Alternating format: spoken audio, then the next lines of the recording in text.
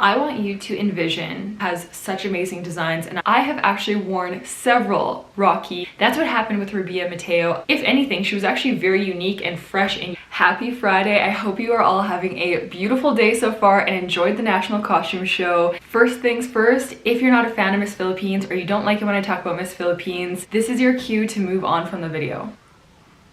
All right, I've got all my positive people here.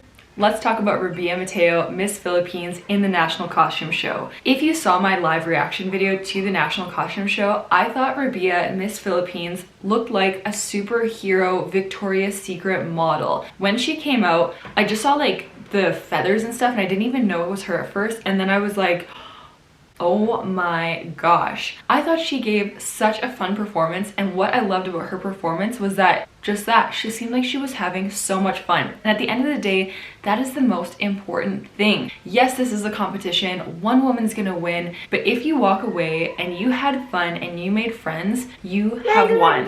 I want you to envision that you are backstage at the biggest competition you have ever been part of. You are literally at Miss Universe. This is one of the biggest, most important moments of your life, and you're about to step on stage wearing a costume representing your country. You are going to be in front of hundreds of thousands of people. You're nervous, you're excited, you want to be in the moment, you want to make yourself proud, you want to make your country proud, you don't want to let anyone down, but you also want to have fun and take in every single moment. You go on stage, you have fun, it's like the best moment of your life, and then you get off stage and there are thousands of people who are criticizing you because you didn't wear a part of your costume that you knew could negatively impact your performance. That's what happened with Rabiya Mateo. I don't know the full story. I only know what I've seen, heard, read online. What I've read is that her headpiece was really heavy. It was going to potentially injure her because it was so heavy, or it was maybe gonna fall off. Some of you might have more of like the full story, but for those who are saying, why didn't she wear the headpiece? She should have worn the headpiece. Can you imagine if she would have worn the headpiece and it would have somehow injured her and she couldn't compete in prelims and then couldn't compete in the finals and her whole Miss Universe journey was over because of the headpiece? Nobody would want that, especially her, especially all of us who are fans of her. So I didn't even notice. Like, I thought her performance was so incredible. I was like, she's killing it.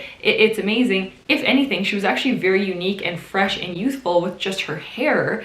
I thought it was fabulous, but let's at least highlight the headpiece just to give that.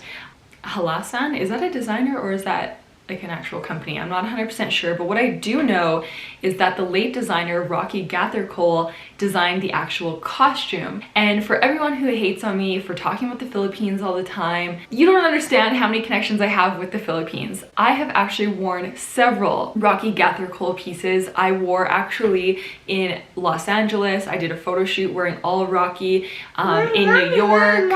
I also walked in one of his fashion shows in Austin, Texas. I did a little photo shoot there as well wearing his designs, and for almost 4 years, probably until very recently, my almost entire website, sierrabirchall.com, was all photos wearing Rocky Gathercole. Rocky has such amazing designs, and I was so happy to see that Rabiya was able to wear one of his designs on the Miss Universe stage because she looked absolutely impeccable. I don't even want to say too much more about this topic because honestly, I believe her performance should be highlighted. Yes, we can be critical, and you know, in my live reaction, I said that there were some girls that could have given maybe more energy, but you know what? All of them did an amazing job. Like, this is such a exciting and nerve-wracking time, and overall, we should be celebrating these women. It takes so much courage to step on that stage. I saw people were tagging me in like screenshots of an Instagram live that Rabiya did where she was crying. Some people were saying she was crying because of all of the hate that people were giving her, all the criticisms.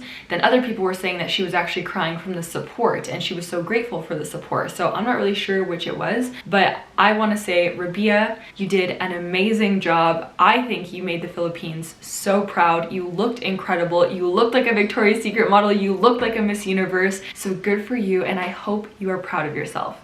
Thank you guys for watching. The next video that I'm going to film today, because I didn't get to it yesterday, is my top favorites in the National Costume Show. If you want to see that and you want to see the rest of my videos, including my top favorites, my final predictions after the preliminary competition, make sure you hit subscribe, and I will see you guys in those next videos. Thank you for watching.